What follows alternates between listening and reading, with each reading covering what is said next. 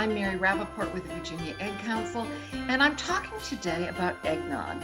We love eggnog at the Virginia Egg Council, and we love to make it from scratch. It's really very easy. You need three main ingredients. You need eggs. That's why it's called eggnog. You need milk and you need sugar. If you live in the South, you want a really sweet beverage, and you would use a cup of sugar, 5 eggs, and a quart of milk.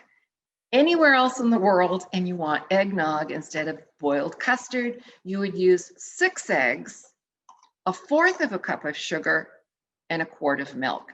And now when you make the eggnog, it's pretty easy, but it's a little bit labor intensive. You kind of have to stay there, because what you don't want to do is you don't want to curdle the eggs. You want to just cook them very, very gently and very slowly. So what you do is you put them in the top of a double boiler in a pan. You start off mixing the eggs and the sugar together, and you take out a whisk them together, and use half of the milk. So in other words, if you're using a whole quart of milk, you would only use 2 cups, and you mix them up together like this, keeping it in the double boiler underneath. The water is simmering. It's not a super high heat, and you keep stirring it, and eventually it becomes nice and thick.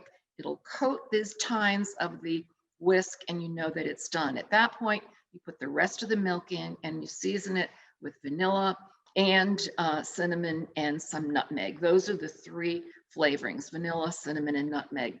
Or you can do it in the microwave, in which case you take a microwave-safe bowl, put the eggs and the sugar into it, mix it together like that, and then put half of the milk again, stir that together, and then cook it on half power, which is your defrost cycle, at 30-second increments. Every time the 30 seconds is up, you stir it, put it back, and eventually it thickens up also. And then you add your cold milk to it, the rest of your milk to it, flavor it, keep it nice and chilled until it's serving time. If you're having a party and you want to have a lot of eggnog, bring out the beautiful punch bowl, put it in a pretty wreath, get grandma's old silver ladle, use that.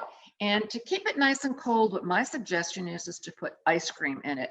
I use eggnog, ice cream, French vanilla ice cream, regular ice cream. You could even use coffee ice cream. But as the ice cream melts, it just gets creamier and creamier, and it keeps that eggnog nice and cold.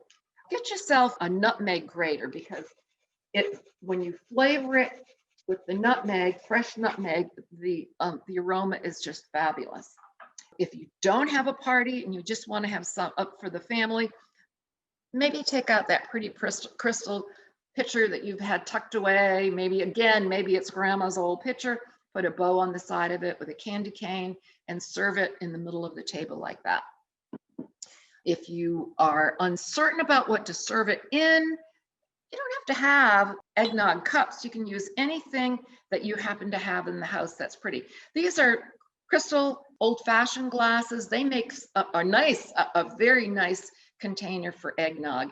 These were from my wedding years ago, and I bring them out every year for this.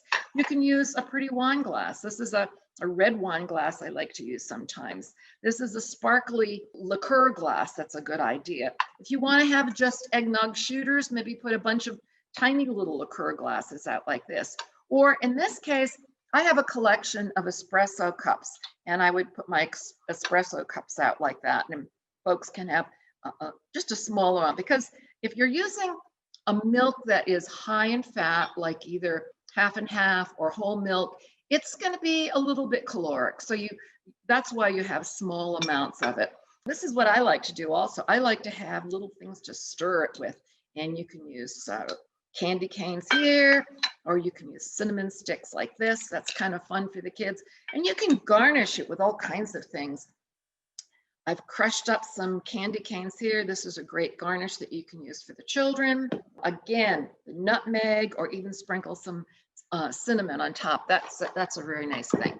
Okay, folks love to have alcohol in their eggnog, and actually that's the way it began. It began in the 13th century.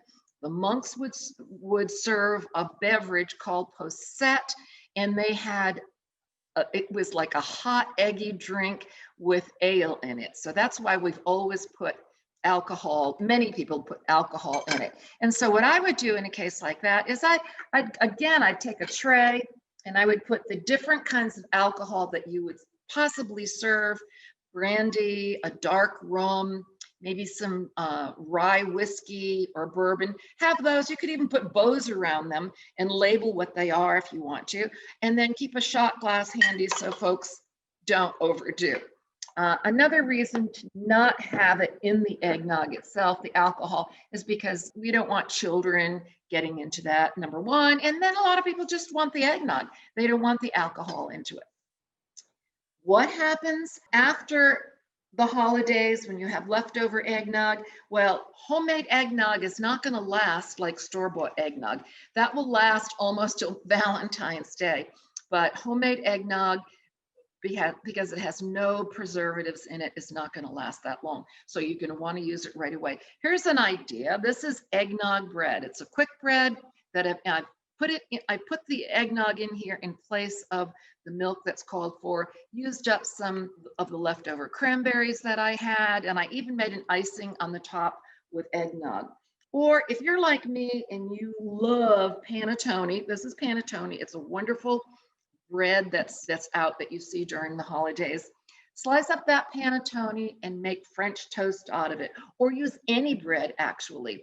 And French toast is just eggs in milk. So in this case, we're going to use up the leftover eggnog for French toast. This smells divine. I've drizzled frozen strawberries that I thawed and put raspberries around it. You don't even need syrup. It's so delicious. So if you are interested in some of our recipes, you can go to the Virginia Egg Council's website. That's virginiaeggcouncil.org, and go into holiday recipes, because we have all this information about eggnog. It's called Eggnog, etc. And I'm wishing you and yours a wonderful holiday with lots and lots of eggnog.